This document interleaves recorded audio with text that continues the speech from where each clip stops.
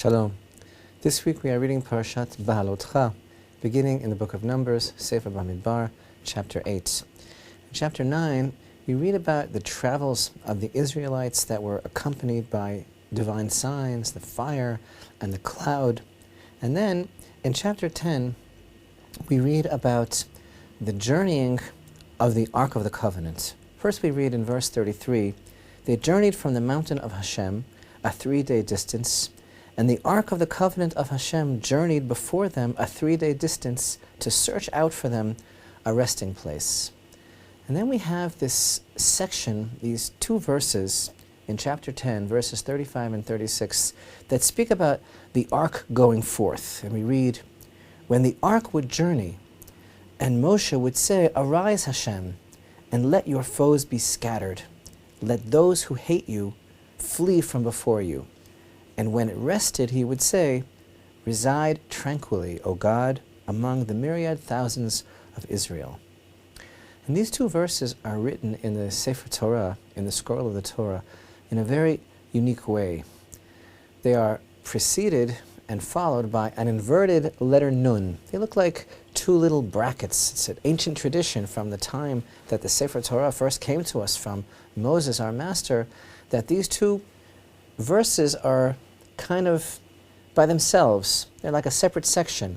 They're preceded and followed by an inverted letter Nun, like a bracket. And indeed, our sages tell us in the Talmud and Tractate Shabbat, sages tell us that this portion of the Torah is so important that it's almost like its own book. It's considered like a different book of the Torah. You thought there were 5 books of the Torah. This is actually considered to be its own book.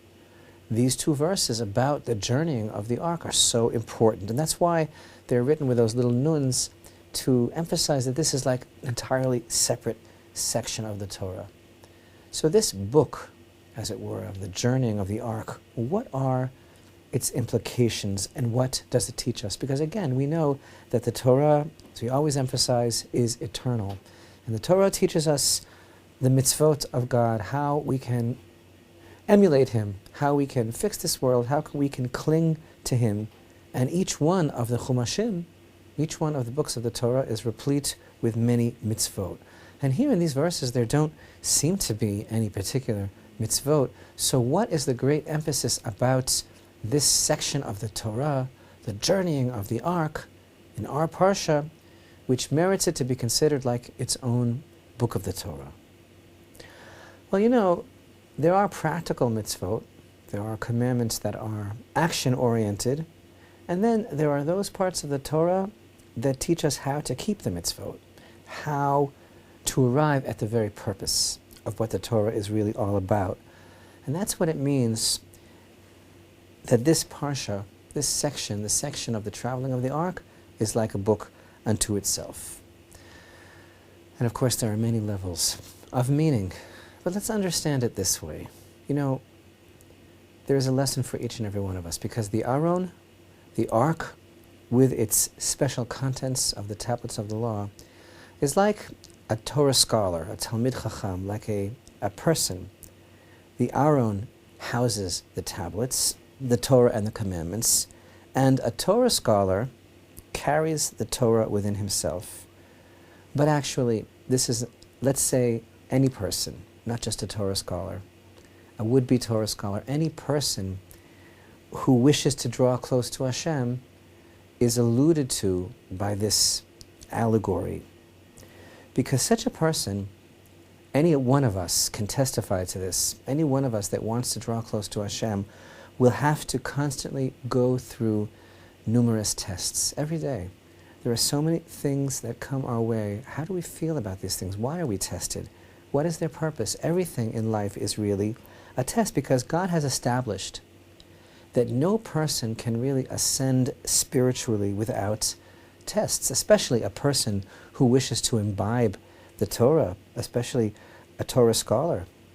Such a person's tests are even harder, but such a person grows from every test and is able to ascend to ever higher levels. And this whole concept of being tested, a nisayon, it's called in Hebrew. Interestingly, a nisayon Nisayon, the word for test, is related to several Hebrew words. It's related to nes, which is a miracle. It's related to nosea, like in our very parsha that we're talking about, these words, Vayihi binsoa ha'aron, and it was when the ark would travel. It's related to the word for traveling, and it's also related to nes, which is a banner or a flag. Because every one of our movements, we're always traveling, hopefully closer to Hashem, or else we're traveling further away. So we can see the connection between nisayon, a test, and linsoa, to travel. Our very traveling is our very movement. Every movement that we make is a test. And the fact that we can withstand a test is somewhat of a miracle. And then we rally under that flag, our own banner. That success, we get greater. And greater spiritually, we can ascend by our success in withstanding our tests. And the reality of the situation is that at the time a person is tested, we begin to lose it. We begin to snap. We have a certain kind of, we lose our high consciousness. We're in a kind of spiritual danger. And we are in danger that we should not fall. And so we really need special protection and strengthening at the time of a test. And this, on this level, is one of the meanings of the words that when the ark would journey, and again, that word for journey, the same as kind of to be tested, that when a person stands up to a test, in order to travel further and to ascend to a higher level, then the verses continue. And Moshe said that Moshe has to pray for such an individual and say, arise, Hashem, help them, that they shouldn't fall, but should be strengthened, should be able to withstand this test, be victorious over the forces of evil. And again, everything in life is a test. Why? Why do we all have to go through these tests? There's a tradition, each one of us has to go through 10 trials, just like our father Abraham, because the life that is entrusted to each one of us is characterized by a particular mission. And every one of us has to go through these tests. That's the stuff of our lives in order to fulfill the mission of our lives. And all of our activity is really divided in a way into two halves. It's reflected in the verse in the book of Psalms 34. Sur meira va'aseh tov. Refrain, step back from evil and do good. There's the standing up in a test, withstanding a test, which is sur meira, to withhold from evil. And then there's the positive, there's doing good.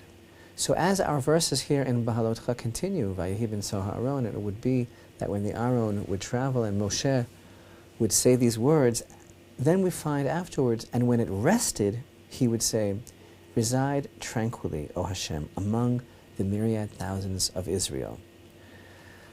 Because there's a second stage. After the ark is moving and we're being tested, it's not over yet. Because the second stage is, once one has passed the test, which is the level of keeping away from evil, then we have the part of aseh tov, of doing good in order to perform the mitzvot, to show our love for Hashem, to try to cling to Hashem. And Moshe here is asking that the Holy One, blessed be He, should cause His presence to dwell with Israel. And this is, of course, the whole purpose of the Torah, that Israel should be clinging to Hashem. So the first step in everyone's path is when the ark would journey. And in this sense, these verses are like an allegory for all of human existence. Every individual becomes the story of the journey of the ark. And the first step in everyone's path is when the ark would journey, which is a long road paved with tests and challenges. This is the part of sur meira from Tehillim 34, of keeping away from evil. Afterwards, when it rested, then a person grows ever closer to Hashem through the good deeds which bring us to a state where we're able to cling to Him. So Moshe is, as it were, looking into the future and praying for to the situation facing each individual that every person encounters in life, that we should be able to withstand the test and fulfill the purpose of our mission. And this answers our question of why our sages tell us that these verses are so important that they merit to be considered a sefer, Torah, a part of the Torah in their own right, a special important book of the Torah. They may not contain specific action-oriented mitzvot for us at the moment. However, they teach the entire purpose of the Torah and the mitzvot. And there's no greater lesson than that which teaches us the entire purpose of the Torah, which is to refrain from evil, to do good, and to cling to Hashem.